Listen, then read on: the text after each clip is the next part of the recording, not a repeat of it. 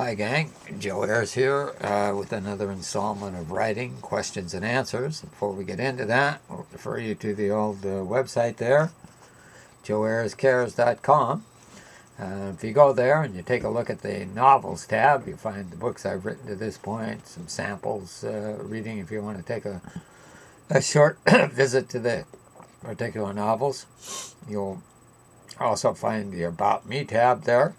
If you want to know about my academic writing, go to the Vita and you'll find all those articles listed there. As usual, subscribe, like, and comment. Okay, the question that we're looking at today is what inspired your latest novel? And I think that question is kind of interesting in that what inspires academic writing and what inspires novel writing are obviously different, but in some respects they share some things.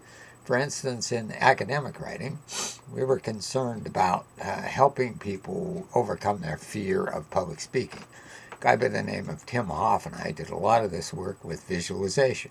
If you can imagine yourself doing well in a public speaking situation, i.e. visualizing it, it'll probably help you. We did a study and we found out it did help you. And what drove the next study was, wow, if visualizing that helped, what about visualizing another thing, let's say an interpersonal encounter? Would that help?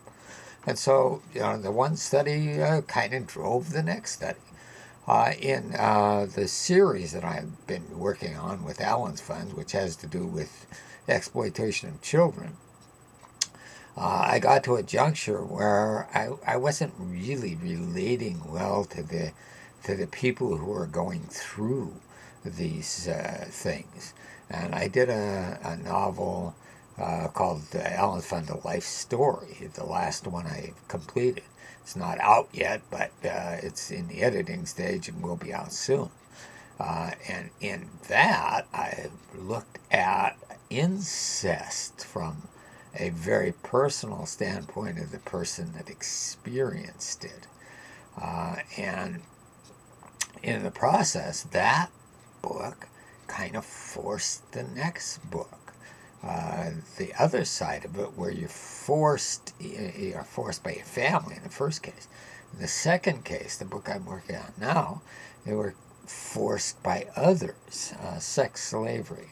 Only in this case, I called it Allen's Fund: Another Life Story, which looks at what happens to a particular person and how do they experience it and what do they deal with, how do they deal with it, how do they cope, do they get out of the situation? I don't know, by the way, if they get out of the situation, because I'm right in the middle of the book right now, page 110 or so, and person has just been abducted and what's going to happen to their family and all of that.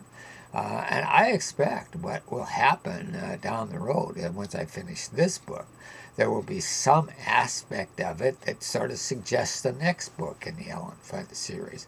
So in some respects, academic writing and creative writing share, especially when you're doing a series, share the fact that one thing sort of drives the next thing.